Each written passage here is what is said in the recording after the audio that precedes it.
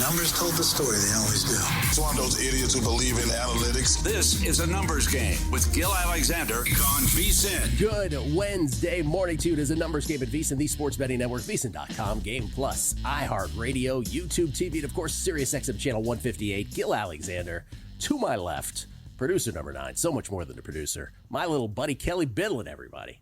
You know, a little toddler wave there. Yeah, a little toddler wave. Toddler wave is like that. I'm sorry. There you go, like that. The Dame Lillard one when he hit the game winner. He did that. Hey, you good? All good? This is a good show today. I'm good, man. Great show today. I'm exhausted. I did that whole thing where I woke up at like 2 a.m. and then couldn't fall back asleep, so good times. Gil was up early, too. Saw him in the rundown working early. I sat there at the South Point all day yesterday with Wishnev, college basketball betting. So that's the spot? That's where we were yesterday. Ooh. I don't know where we'll be today. Yeah. But yes, I got up early, made a bet here, which I'll talk about here momentarily. On this hour alone, Matty Cox on college basketball conference tournaments today, full swing, right? Everybody's playing today, with the exception of the Ivy League. They're all going today. Is the exception of the Ivy and someone else?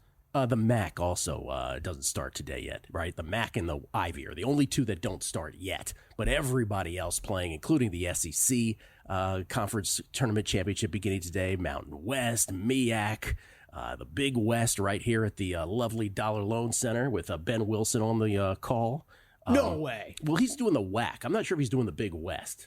He's doing the WAC at the Orleans. Maybe he's not. He used to do the Big West in the Dollar Loan because Center. that's definitely worth a drive out there. If Ben's there as well. Yeah, I think he's doing the WAC at the Orleans, he told us.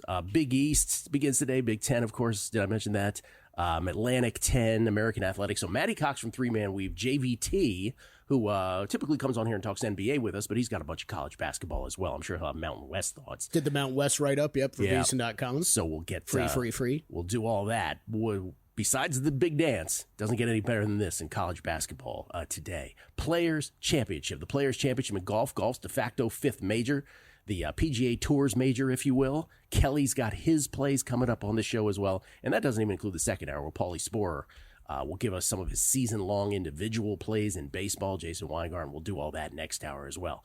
I would like to begin, because we have so many guests, with the tennis. And then I made a baseball March-April play this morning.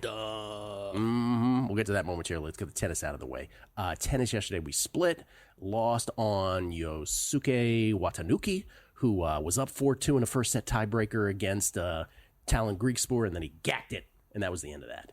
He got rolled in the second set, but we won handily on Mira Andreeva last night, who rolled the number 7 player in the world, Elena Rybakina. What was it, 1-2? I think she beat her, 6-1, 6-2. I just got a final alert on my phone, Gil, that said cash money, basically. Yeah, but it's a split for us, and we did lose. We finally lost a future yesterday. So the future where we had Osaka and Pegula, we're out of that quarter. That quarter is Bencic still alive, which you jumped on as well. I'm on Bencic with you, yep. Bencic is playing Corey Goff today, Coco Goff.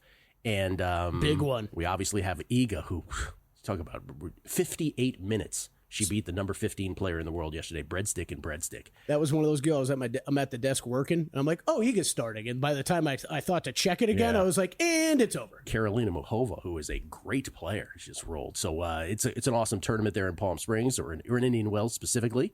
I have 3 bets in the second half of the round of 16 today. The aforementioned Belinda Bencic, who, by the way, I did not get as nearly good of a number had I given this pick out yesterday, right? She's minus 105 is where I got her against Coco. Taking Taylor Fritz, the number 1 American player in the world on the men's side, plus 111 against Jack Draper. And then on a spread bet, Soné Kartal, plus 6.5 games against Arena Sabalenka. Kartal's numbers are great on hards. Sabalenka should take care of her, but I think Kartal keeps it close enough to cover the 6.5. All these, again, VSiN.com/picks for subscribers. Got those last night. So 3 plays in tennis: Bencic, Fritz, Kartal, plus the games. I like it.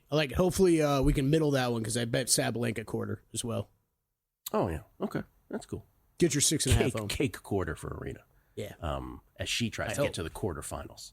Okay, now here's the Deliosis.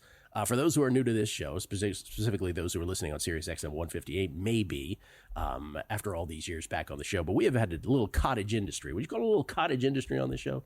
Of betting monthly most win markets in Major League Baseball. Last year was the first year where we had two sports books that did these monthly, namely William Hill / Caesars, and Circa did these every month. DraftKings did it for the first month, which was March, April. Now, the first thing you have to know about this is, and by the way, our record last year was we came literally one out away from winning a 65-1 on the Cleveland Guardians last year in March, April. That was heartbreaking. We came one win away from winning it on the Guardians in May. And then we won in June. We hit the Houston Astros 25-1 at William Hill, 17-1 at Circa. So it made it all worthwhile. We did not win. We did not come particularly close after that in July, August, or September. Okay. Those first few months were a fun sweat, though. The first half of the season was unbelievable. So now the first thing you have to know about this, and by the way, this is what I love about baseball, and the only thing I've given out so far is on the Cleveland Guardians under, right? That was my favorite season win total of the year. But this is essentially, so this is the second thing I'm giving out for the baseball season longs. And the beauty of baseball betting is there's so many different markets, right? Individual and team.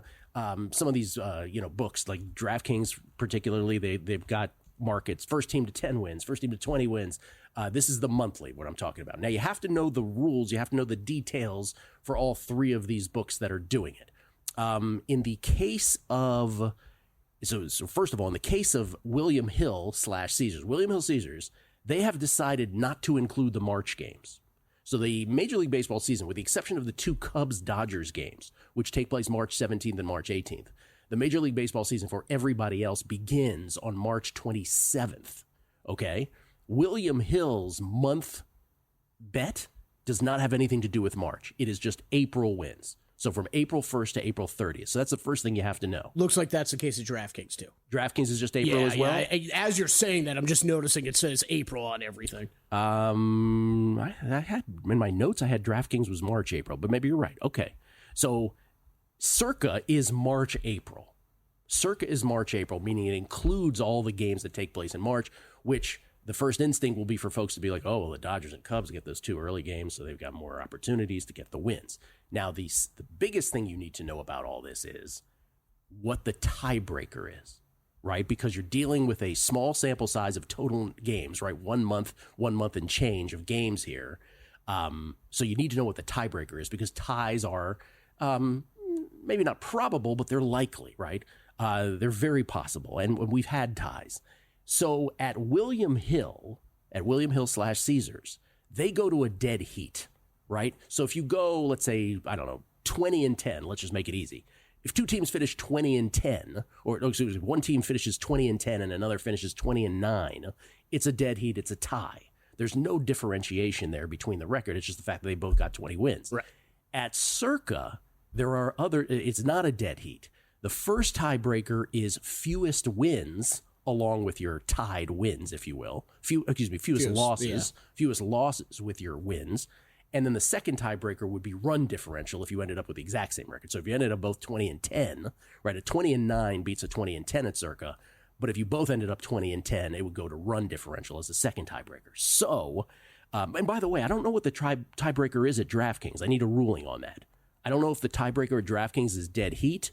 Because remember, they only did it for the first month last year. Oh, yeah. So I don't remember if they were dead heat or if they were, any creative I want to say dead heat, but you're right. They only did it for that 1 month. I don't remember. So cutting to the chase then, DraftKings was the first to post this. A lot of great listeners here to the show let us know that. But nothing was here available in Vegas. Then Eric Biggio from William Hill tweeted us yesterday, said, hey, ours are up, April only. And then this morning, I happened to just be dilly-dallying, as one does in the morning before the show, and I'm like, oh, Circa's got him up. Look at Circa's sneaky, freaky brother sneaking in from the rear, putting it in there. So I love the ones that are the one that is not a dead heat. Circa is my preference because that adds a layer to the handicap. And so the next thing you need to know is how many games these teams are playing. And at Circa, if you play one fewer or two fewer games than another team you're worried about beating you, it's not as big of a deal, right? Not as big of a deal because that could actually benefit you with fewer losses.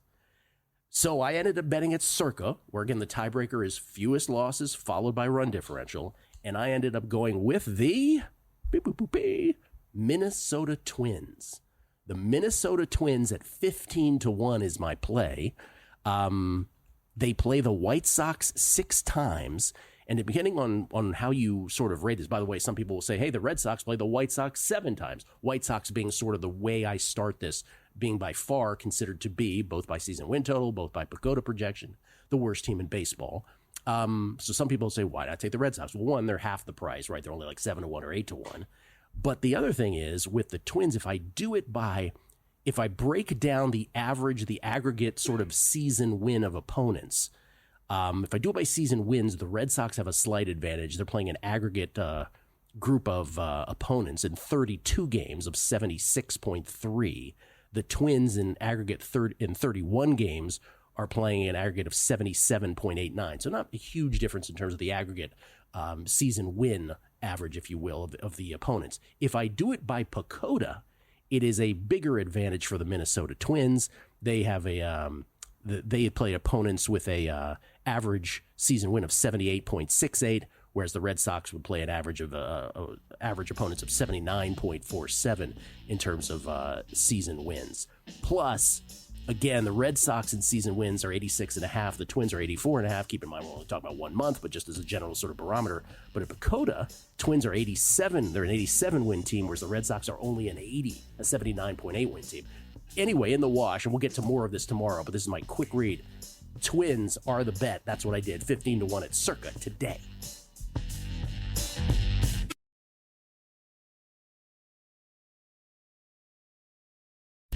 A numbers game on VSiN, the sports betting network. Want to bet smarter? Start with Smarter Insights. Right now, you can check out articles like conference tournament previews for the Big East, Big Ten, SEC, A10, ACC, Big West, and MEAC.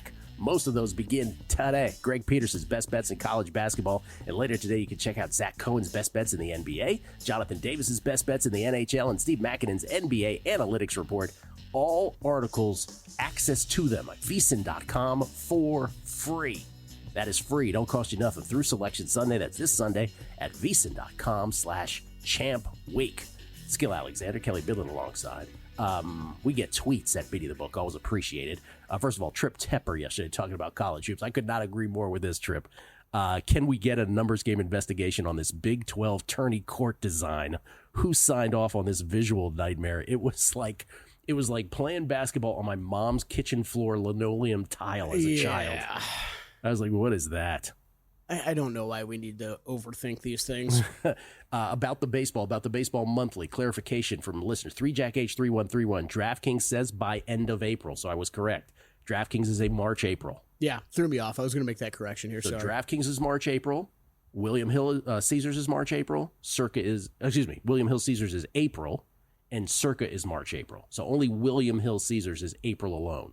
Good job, though. Good job, though, 3Jack. He called me on that. And then Justin JD Terp 23, he says, and it's a dead heat too. Dead heat as well at DraftKings. So dead heat at DraftKings, dead heat at William Hill, only the tiebreakers at Circa. So, and then Jeff Schwartz adds, not our Jeff Schwartz, but someone else's Jeff Schwartz, Jeff with a J, not Geoff. On DraftKings, he said the Twins are 16-1, not 15-1, where I got it. On the ticket, it says if multiple teams record the same number of wins in the listed calendar month, dead heat rules apply. Yeah, but I don't want to play the 16-1 there. I'd prefer the 15-1 at Circa because I don't want a dead heat. I want the Twins with 31 games as opposed to the Red Sox 32 games and not a dead heat at Circa. So both of those are favorable to me.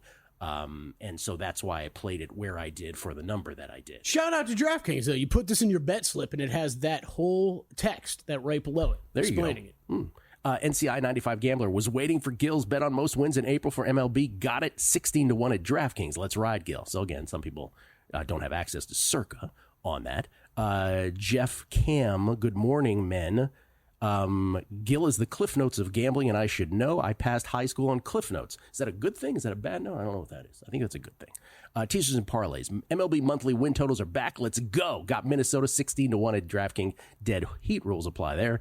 And then Cofred, thank you, Gil, for the last 2 years of the Vegas Lifestyle Megapod for all the advice making my first trip to Vegas awesome. Got to Andiamo right here at the D, Carbone at Aria, Bavets at Park MGM, Luger's at Caesars, and Yardbird 2 times at the Venetian. So damn good. Damn, that's a good list right there. Oh, that's all. That's a good list. It's all for the Vegas Lifestyle Pod. Okay, Shrek McPhee, who's not trying to trip us up anymore with any names, says, no funny business today. I'm back after a much-needed 2-week hiatus. Football wore me out, ready for the madness. Well, if only we had college basketball expert with us right now. We do. Matty Cox from 3-Man Weave joins us at 3MW_CBB for all of 3-Man Weave's plays on the Twitter machine, courtesy of the Progressive Guest Line. Matt, does it get better than today? What do you prefer, today or the first morning of March Madness? Ooh, that's a good question. I'll go March Madness. I've been a snob about conference tournaments in the past. I'm starting to come around to them, though. I used to always get kind of turned off by why are we playing these games and, power, especially the power conferences now. It gives these teams that have really been annoying all year an extra lease on life to rack up big wins when they've had all year to do it. So it's always rubbed me the wrong way. I'm growing, though. I'm evolving. I'm starting to appreciate this. So, yeah, I'll dig in today. Hopefully we have more points than yesterday. One of the all-time ugliest days of college basketball yesterday. That was some of these shooting percentages were absolutely ghastly. That was, as a collective day of college basketball, that was pure hell. That was awful to watch. From a non-betting perspective, right, just watching the quality of play. But it is the worst teams in some of the bigger conferences, so maybe to be expected. The Delaware Dream, by the way, did not get there. We added 3 more at-large bids yesterday with 3 small conference bids given out to champions yesterday. Specifically, and I want to get it out, was UNC Wilmington, of course, beating Delaware. Delaware came in to the Colonial Athletic tournament with a 12-19 record and almost got there, 1 game away. And they gave a big fight yesterday, too. Almost got there. Obviously, Gonzaga, West Coast Conference tournament, they would have gotten it anyway. Northeast Conference, St. Francis of PA gets it on an auto bid yesterday. With 46 points. Yes, correct. 46 points. By the way, we'll add 3 more today in the Big Sky Patriot League and Southland Championships. Do you have any play in either of those 3 games or any of those 3 games? No, nothing in the title games today. I did have Delaware yesterday. Shouts to the Hens for getting that cover, despite coming up a hen short. Nothing in the title games, Gil. I've been pretty bad betting these historically. I have a few in the power conference ranks, including I do like your DC Hoyas today. It's one of my best bets. Yeah, after not sure if you heard Cooley call the defensive effort was the official description of the. Yeah, so I think they bounce back today against the Demons, who are brittle and injured. All right, Georgetown, play number 1. What else you got today? I'm looking at Seton Hall. I guess I got 2 Big East games on the card. I know the Pirates' offense has been just horrendous. I just think it's a good spot today against a Villanova team that's been off for what I think is too long. They haven't played since last Tuesday. I think this part of the year, maybe while you could argue rest is a good thing, I think rust can also swing the other way as well. They've been feisty in decent spots. They've just caught in some teams at bad times. Their last couple of games, Creighton and UConn, both in sort of revenge, get right spots. I think they compete with a Nova team that, as we know under Kyle Neptune, is not great at extending leads, is not great outside of their own barn in Philadelphia. So I do like the Hall catching doubles there. All right. Seton Hall catching double digits. Georgetown, catching, what are they, 4.5 point, or they're laying 4.5. Yeah, laying 4.5. Against DePaul. Yep, both the God. Okay, so 2 Big East games to start. We'll get to the if you have any outrights in conferences. Any other individual games today, either big conferences or smaller? The other one I had was Rutgers. I know it's been sort of a tumultuous year for Steve Pikiell. They had all that hype with those 2 stud freshmen coming in. They're playing USC, and I think this USC team, while they've underachieved as well, I think they're more of a zombie team that's going to wave the white flag pretty quickly. I think Rutgers uses this as all right, this is our last chance to maybe make a miracle run and show that while we haven't defended much of this year, we had a ton of injuries. We had that nasty flu bug that crippled the team for like over a month. I think they're a little bit undervalued right now. I think they play well today. Harper and Bailey kind of use this platform in Indy as a sort of a quasi get-right spot. I'm not sure if they're going to win this whole thing at some point starting on Wednesday.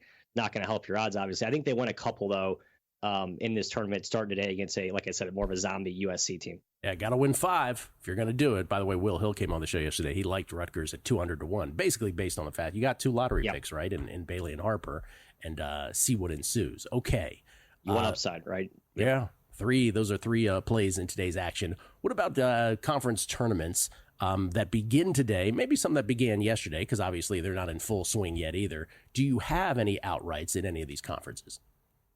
So I did look at St. Joe's. I'm not sure what the updated price was there for the A10 tournament. It's always a crapshoot field, right? It's an all-neutral, very competitive league, especially this season. There's not a lot of separation between kind of the top-end teams and the middle teams. VCU sort of separated themselves, but they lost a few games in conference. I think outside of their own gym, they looked more mortal than invincible. The way I've seen St. Joe's played out in the stretch, I'm not the biggest Billy Lang defender. I think St. Joe's fans would probably agree with that, but the talent on this team is pretty sublime. I think we saw them make a little bit of a surge last year in this format. I think we see sort of a deja vu this season. And I need to check the updated price, but that was one I did fire on. The other one was Kent State in the MAC. 8-1, by the way, on St. Joe's. 8-1. Okay, I think I got 8.5 or 9-1. Okay, 8-1 sounds nothing below that though. The other one was Kent State in the MAC. Anything better than 2-1. I think they have a great draw. They're playing the best. They have the best sort of DNA in this format against a league that's basically all offense. They actually have some physicality. They can rebound. They've been good in this format before.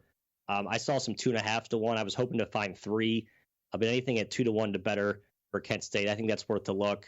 I think the money line rollover actually might be slightly more profitable, a better value. I did some of the projections there, but if you just want to play a future on a team that has a good matchup, good path, I like Kent there too. 2.5-1 better. Yeah, Kent State plus. I'm seeing a DraftKings plus 240 right now, so just on the cusp of what you're talking about. But shop around, you might be able to find a better price. Kent State, the MAC conference champion, conference tournament, I should say, champion is a play if you can get the right price. They're 10-point favorites today against Western Michigan. So okay, and then with the big dance, obviously, now what is it? 8 days away, not counting the play-in games or probably the first 4, whatever we're calling it officially these days. It begins for reals in 8 days.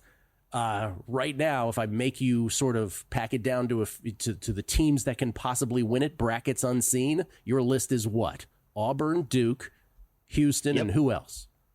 I got Florida on there, and I wanted to check the updated list that you use, Gills. I like your rubric there, but I'll draw the cutoff there for now. I think Texas Tech maybe. I think St. John's maybe.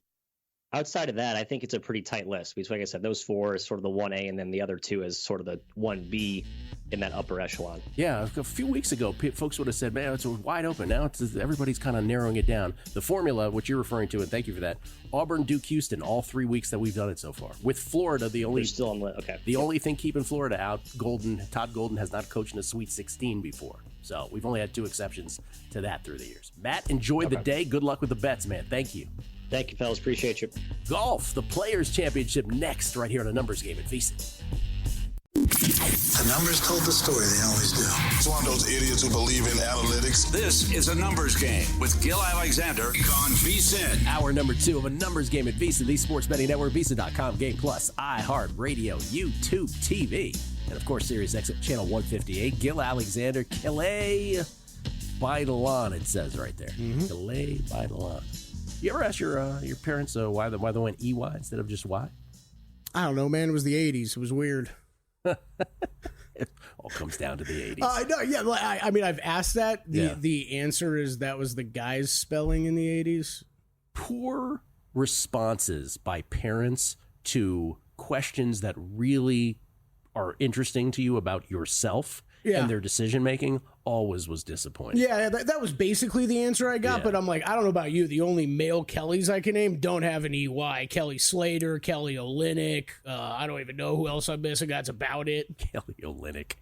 The clinic. We get, by the way, Jason Weingart Kelly standing Oubre. by. Paul Sporer about to happen. Kelly from Bad News Bears. Kelly from Bad News Bears. Larry Fresh, sweet hat. Always talking about the JVT hat that we were going to see. Again, it's the minor league baseball team, but with the kimchi. Yeah, it's kimchi coming out of a jar there. That's interesting. Okay, thank you, Larry Fresh. Mikey P.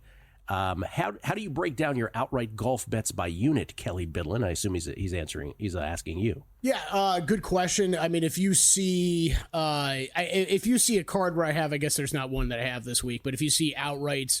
And then a top 20 play on a guy and then a tournament matchup. Those top 20s and tournament matchups that are usually a little closer to even odds, those are about 4 or 5 times what I'm betting on outrights. So that way to compare it, I guess that helps. But of course, yes, I'm betting more money on the 14-1 on Colin Morikawa than I am on 65-1 to Daniel Berger. Scott C at C Scotty Books. He says, Matty Cox uncensored on VSiN++. He's got the X capitalized. James Sott. You have to be invited by friends to hang out. Laughing emoji. JVT's line towards us. JVT's always got to come back locked and loaded. He's ready to go. C Spackler also said, yeah, what JVT said. We're taking incoming, Kelly. Nish Gandhi says, I have Benchich 6-1 to win the second quarter. Thanks, guys. At what point do I hedge a little?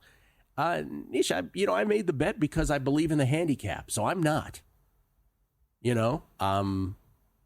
And I'm not, because it's tennis. I'm just letting it ride. I'm trusting Gil and letting it ride. Yeah, I'm not going to do it. But of course that's a personal decision.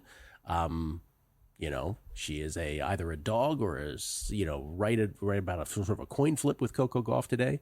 I like Benchich to win this one. Have her as a bet. Matt Trudel, watching a numbers game online and loving Gil and Kelly hand out their picks, but the on fire VSiN.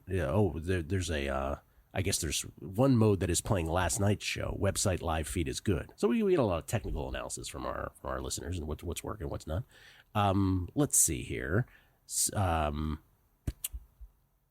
Okay, and we can go on with these tweets, but we have so much baseball to talk. Let's get to Paul Sporer, because Paul Sporer's got season longs, and he's been kind enough to scour for us. He joins us now courtesy of the Progressive Guest Line. You can follow him at Sporer, Sporer. He works at Fangraphs. When he was on last time, we talked about all kinds of different things that he does.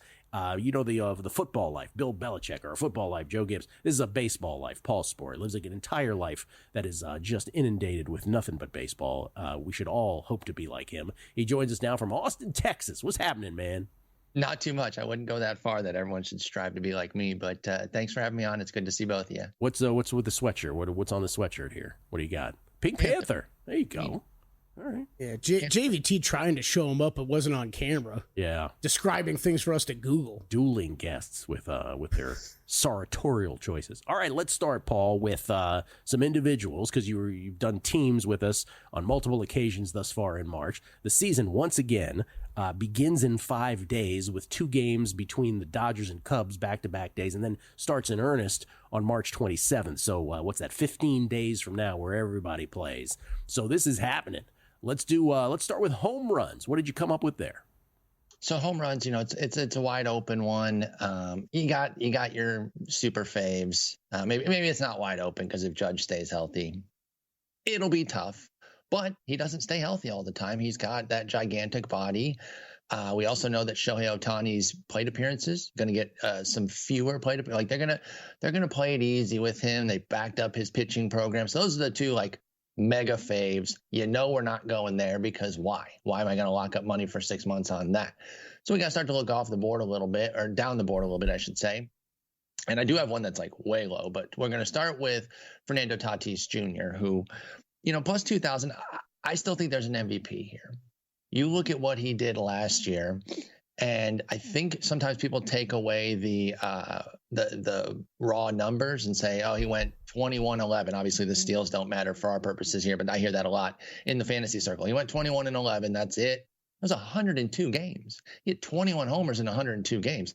His slug, his ISO, 2 power metrics, they got back up last year from the down 2023 that he did have, because he did hit 25 homers in 141 games in 2023. So I think the shoulder was feeling better. I know it is kind of an ever-present thing that kind of looms over Fernando Tatis Jr., but my man is 26. He is still remarkably young. And again, I think there's MVP caliber play in that bat, and that could include, a big 45, 50 plus homer type season. So I think Fernando Tatis is an interesting guy in that favorite realm. And I have an AL version with Brent Rooker, definitely a much less known player comparatively, but he's going to a minor league stadium this year in Sacramento.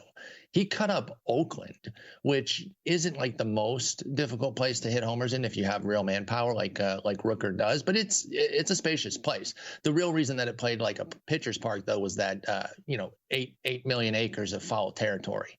So you could get a lot of caught outs there in foul territory. So it really wasn't like the craziest park to hit home run, or the most difficult park to hit home runs in.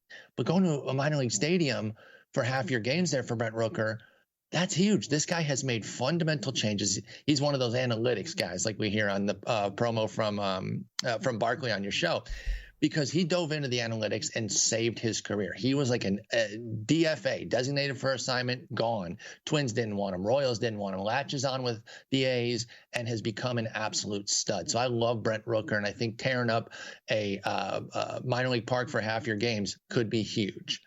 Then we start trickling down a little bit more. You want to talk about a guy who's shown a ton of power over the last few years and is finally going to a great park. I take you to Texas, my home state here. Well, my home state's Michigan, but where I live, Jake Burger going to Texas. It's not the most amazing park to hit in, but my man was hitting 29 bombs in Miami. That is a difficult place to hit for anybody. Mainly because you're on the Marlins, so you have to like deal with that mentally every day. Like, damn, I'm the Marlins. But also because it's a big park. Yeah. And he ripped 29 there. And so on the Marlins. He went from the White Sox to the Marlins. And I know the White Sox suck, but at least it was a good park. So that shift was tough for him, but he did not bat an eye. Now he goes to Texas, which is more of a neutral park to hit homers. But again, man strength, real power. When I mean that, I just mean like pure power. He's not somebody who needs to take advantage of his surroundings to hit homers. I think Jake Burger could play 155 games this year and really go off. Former first rounder, has a really interesting story too, if you want to dig into it. Fought through a lot to get here and finally be established, and now finally on a good team. I'm really rooting for Burger just in his general story, in addition to the home runs. He's plus 6,500. And then the long shot. And this one is pure environment based. We're staying in Texas, a little Texas two-step here. Isaac Paredes. Don't say Isaac Parades or something. You're going to sound so white, it's going to be super embarrassing. And he is a pull hitter to the nth degree. And when he was in Tampa Bay, they have a pretty low wall there in left, he's a right-hander. And then even like a little jut out there that makes it even lower. So he's just ripping homers there in Tampa Bay. He goes to Chicago. It is not the same thing. So when he went to the Cubs, that trade did not look good because he didn't really thrive there. Cubs realized that. To their credit, they said, we got to get this guy the heck out of here. Turns out Kyle Tucker was available. And so you definitely want to dig into that. But this was a really good trade for Houston because the Crawford boxes is where Bregman made his name for years when he ripped 45 homers, just eating up those Crawford boxes. Those are very close. I think Paredes, he's a big-time long shot, plus 11,000 here, but he is somebody who could get going. He's got a 30-homer season under his belt.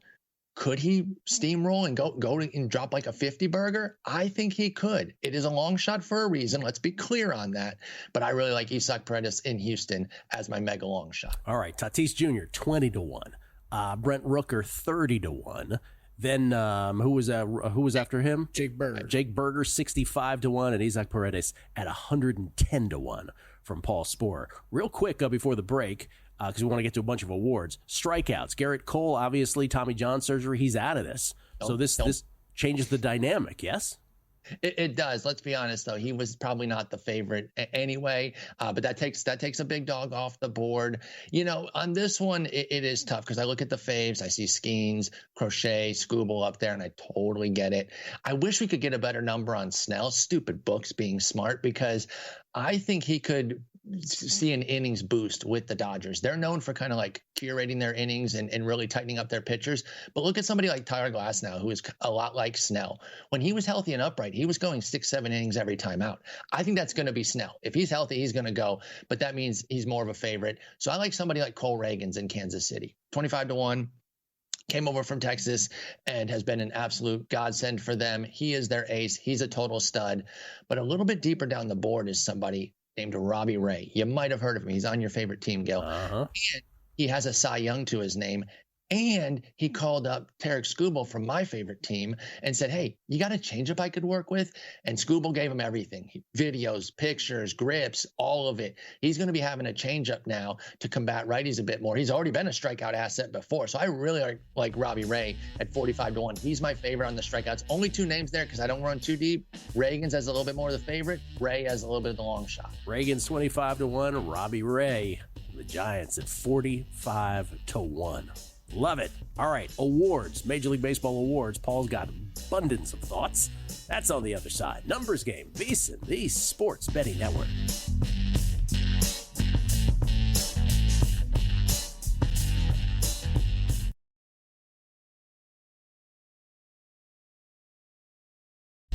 A numbers game on VSiN, the sports betting network. Hey, if you're looking for a place to stay, perfect Vegas getaway, I got just the idea for you. Circa Las Vegas owner Derek Stevens is offering you 15% off at 3 incredible properties: Circa Las Vegas, the D Hotel, and Golden Gate. Whether you're lounging by Circa's stunning rooftop pool or enjoying all the excitement Vegas has to offer, you'll save big with promo code VSIN15. That's VSIN15. Book your stay now at circalasvegas.com and use VSIN15 to get 15% off.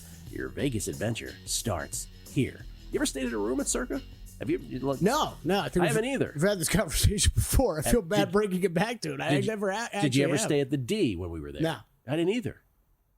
No, there was many times, though, I thought about when I was doing the show on Sunday, how silly it was. I was doing Live Bet Sunday with Dustin. I thought how silly it was. I was driving home at 5 p.m. just to turn around and drive back up there at 5 a.m. Here's the most common review we hear about Circa. Once again, what is it? You remember what it is? Great water pressure. Great water pressure in the showers. Which I love because that is, I would be one of those people to tell you that too. But what other hotel in the world do you get the most consensus opinion is, man, that water pressure was fantastic? Because I think it's very up and down hotel to hotel. Yeah. Like it's never steady. Either you've got something to say about water pressure at every hotel you stay in. Maybe Derek should lead with that. So forget like Circa Swim and the sports book. Maybe she'd be like, Largest sports our book in the water world." pressure is amazing in the showers. I like it. Check it out. Paul Sporer joins us now once again from Austin, Texas. Was kind enough to talk home runs and strikeouts with us, courtesy of the Progressive Guest Line. Again, he works at Fangraphs, the baseball metrics Bible online, if you will. And Sleeper in the Bus. You still doing the Sleeper in the Bus podcast? Absolutely. We're churning them out here in draft season. Biggest time of the year for us, for sure. All right. He's a fantasy maniac. By the way, one ruling, because you mentioned Rooker here in the last segment talking about home runs. The Athletics clearly are not the Oakland Athletics. They're clearly not yet the Las Vegas Athletics. They're playing in Sacramento, but we're not going with Sacramento Athletics. They're just going to appear. They're just going to appear as Athletics. Everything to be as annoying as possible for the organization. It's so stupid. It's ruining everything for like websites and stuff. When they're going like the share route, we're just the Athletics. Get out of here. I hate that. I think that is so terrible. John Fisher, don't get me started. I'll say some inappropriate things. Oh, Paul, just to add on, I believe it has been messing with John Brown and Brendan Mendez, who do all of our graphics stuff back there, because it's all gets sorted by city, and it's, hey, there's no longer a city attached to it. Great. And, you know, I talked about the game I work for, Out of the Park Baseball. We went live this week. We can't make any references to Oakland either. So they got to go like make sure all that's sharpened up because the current team cannot be referenced as Oakland. So, yeah, it's just, come on, man. What are we doing over there? Yeah, if you look at like your standings at ESPN.com, it's all the cities and then Athletics right in the middle. So stupid. Yeah. Okay. Oh, my. Stupid. All right, let's get to awards. This is always fun. Where do you want to start here? Want to start with MVP, or where do you want to go? Yeah, let's just start at the top. Okay. MVP, it's always fun, and you know, I'm gotta start at the AL MVP and talk about Mike Trout still. I know that sounds crazy because it is. Let's be honest, and we're only getting 16, right? We're not getting crazy odds because they know better. But we saw even last year in the small time he played, he's still a superstar. He just needs to stay healthy, which he doesn't, right? I get it, right? It's the same. We have the same battle in fantasy every year right now where it's like, why do you keep drafting him? Well, the price keeps going down, thankfully. But I'll just give a little trickle shot out there to Trout. It's like a quarter unit type of thing. I wouldn't get silly with it. But I do think voters would be motivated to give him an award if he was able to play like a $140 at Troutian level, even though that team will suck. We've gotten beyond the like team context driving MVP stuff, which is good. However, to go back to one that's on more of a quality team, Jose Ramirez, 15-1. He just keeps churning out brilliant seasons. Love him in the American League. Then my long shot stays in that division and goes to that team that absolutely collapsed last year, which thanks, as a Tigers fan, thank you, because the Tigers don't make it without the Twins collapsing. But Royce Lewis is somewhat Troutian in nature in that we're just dying for him to stay healthy. Now, he does not have Trout's legacy by any stretch of the imagination, but he's a former top pick, I think #1 overall, in fact, has dealt with tons of injuries coming up through the minors. And then last year on the opening day, you got the perfect microcosm of Royce Lewis in a nutshell. Homer, double, injury out for 3 weeks. Like it could not have been more of the Royce Lewis experience, but he's down here at 65-1. And I still believe that when fully healthy, if fully healthy. Let's say if, because it hasn't been a when yet, right? Let's be honest. But that's why we're getting 65 here. I still believe he has that kind of premier talent on a quality team, which again doesn't matter as much, but you still don't mind, right? I didn't want to give you 3 guys on garbage teams because some voters do still let that trickle in or at least be a tiebreaker. I don't agree with that on an individual award. Give it to the best player. They're like, well, then we're not doing most valuable. We're doing best player. Yeah. We should be. That's really what it is. This whole value thing, turning it into a team award is stupid to me because it's an individual award. But anyway, rant over on that. Let's go to the NL. NL, obviously, I got to give a shout out to Fernando Tatis. Now, he's a favorite, right? He's third behind Shohei and Soto at just 8-1. But I mentioned him as an MVP caliber player in the home run segment. If I'm doing the home runs, I'm probably going to throw a little trickle on the award there too, because I really do think he can get it. He'll get one in his career, in my opinion. Lindor, MVP 2 last year. And in any other year, he probably gets it. But then Shohei had to go 50-50 on him and make it a little bit too difficult. He's not going to go 50-50 again. I talked about that in the first segment as well. Shohei is still going to be great. I understand why he's still the mega favorite. But give me Lindor at 16. I really like that. And then a little bit further down, this guy did not he was part of the team last year that was snake bitten, those Atlanta Braves. I like Matt Olson. I think Matt Olson can drop an MVP caliber type season. He's sitting there at 40. And, you know, this is the kind of guy who's already had a 50 homer type season under his belt. When he gets going, he can even bring the average with it because he can't just do the homers. You know, we see, or else Pete Alonso would probably be a better MVP candidate every year, but he can have that all around game. And he can put up some really gaudy runs and ribbies numbers being part of that Atlanta team. So even though he doesn't play a great defensive position at first, he plays a fine first, but it's not a premier defensive position. I still think Matt Olson can very much get in the mix. He's my long shot in the NL. Yeah. You have comments on those before we move to the next one? Yeah, of course, Shohei's going to pitch too, right? So that's the problem in the NL, right? Right. Well, yeah. Allegedly, right. We don't really know yet. Like, I mean, they're moving it back. I think he'll eventually pitch this year, but they've been very wishy-washy on it. They have been. I will give you that. So again, in the American League, the names mentioned Mike Trout, Jose Ramirez, and the third one was Royce Lewis. Royce Lewis. By the way, I just made a bet on the Twins most wins in March, April. So if Royce Lewis could do it throughout March, April, I would really appreciate that and not get hurt. Going. And then your NL, once again, the trio was? Tatis, Lindor, and Matt Olson. Tatis, Lindor, and Matt Olson. Tatis, again, in both categories, home run and MVP. The only other thing, like the Trout stuff, like, you know, by the way, Royce Lewis was the number 1 pick in the 2017 Major League Baseball draft, just to clarify what you were saying earlier. I believe it was the 2009 draft where the Angels went Randall Grichuk, Mike Trout back-to-back.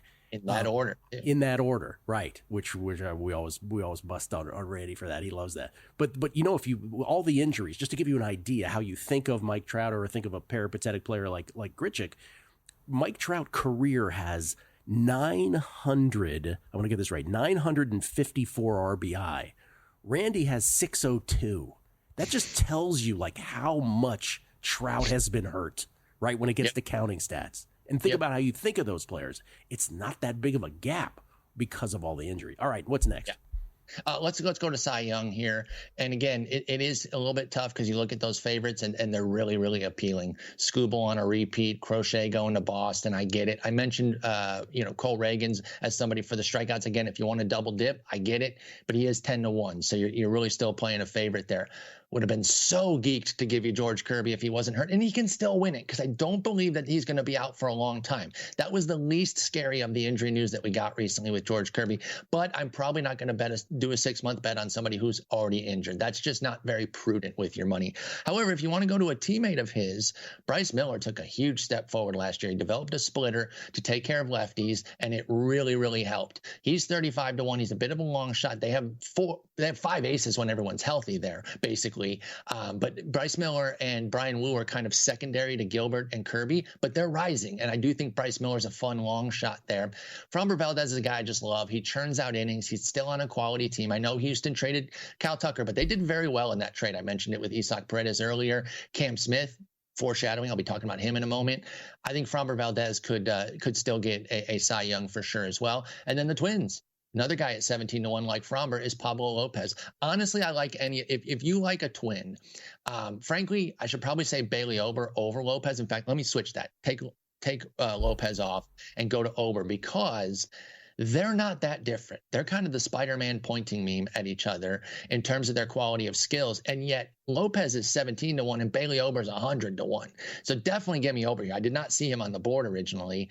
Even Joe Ryan at 40, I would rather do than Lopez just because I'll take the better number when all three guys are the same.